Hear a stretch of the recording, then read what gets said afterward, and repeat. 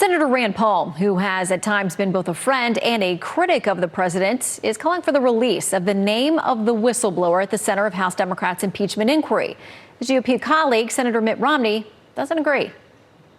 I can, and I may, but I can do it right now if I want. Nothing stops me. My own view is that whistleblowers, particularly those that are blowing whistles on action within the government, should be allowed to remain confidential.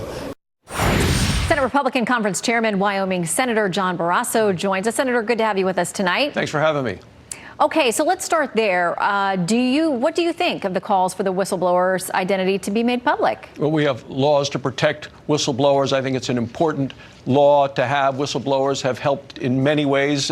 Taxpayers save hundreds of millions of dollars. But with regard to impeachment, let us be very clear. This is a partisan impeachment.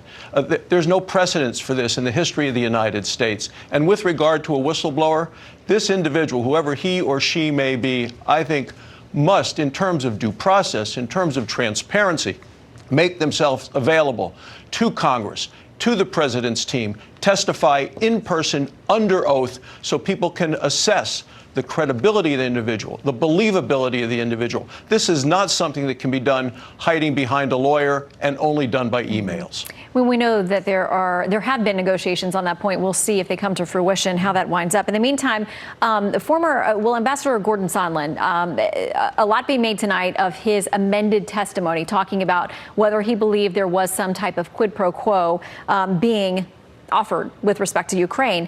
The Washington Post says this under the headline, Sondland's careful effort to shield Trump and himself from culpability in the Ukraine scandal, says it's clear that Gordon Sondland would rather not incriminate President Trump. It's also clear that Sondland doesn't really want to go to jail for perjury. What do you make of the changes to his testimony? Well, I don't think this proves anything. What I see now is that we now have aid going to Ukraine, lethal assistance that they have been asking for. I was in Ukraine in 2014, a number of senators, the weekend that the Russian helicopters landed and took Crimea. I've been trying to get lethal assistance to Ukraine for 5 years. In the Obama administration, the best they got were blankets and meals ready to eat. The assistance is now there. I understand that President Obama didn't want to give assistance because he didn't want to antagonize Vladimir Putin. The aid has finally been delivered.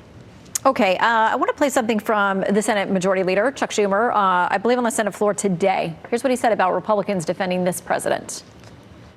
The shifting sands of the Republicans' argument in the House and Senate, which seems to shift all the time, indicates that they don't seem to have a real interest in following the facts to where they lead, but rather just defending Trump regardless of the facts.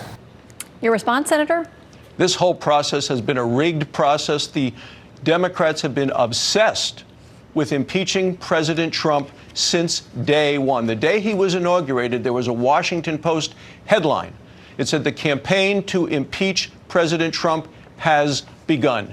And in the process, they're not doing their job. The Democrats are not functioning and focusing on the things that are important that the American people send representatives to Washington to do. Fund the military, deal with veterans, lower the price of drugs, making sure we do a highway bill, infrastructure. They're one point after another. The Democrats are not doing what they are elected to do because of this obsession with impeachment. Senator, because of your background also as a physician and a surgeon, I want to get quickly a question to you about Elizabeth Warren, Senator Elizabeth Warren, one of your colleagues there, also running for president. The Washington Post talking about her new health care plan, which we believe comes with a $52 trillion tax, a bill that's going to be paid partially for taxes. They say these are the good things about it. You're probably going to pay less. There are no new taxes on anyone but the wealthy. Prescription drug costs would be cut. Bureaucracy would be streamlined. They say there are some positives with this plan. What say you? Do not be deceived. Even the Democrats are pushing the panic button on this Elizabeth Warren plan. Under her plan, people will pay more to wait longer for worse care. All right. Well, she is out there championing it. She'll have to do it in the primary. And if she is the general election nominee, the case will continue there as well. Senator I'm ready Barrasso. to debate her on the floor of the Senate any day. She can come back to the Senate. Love to see her. Love to debate her.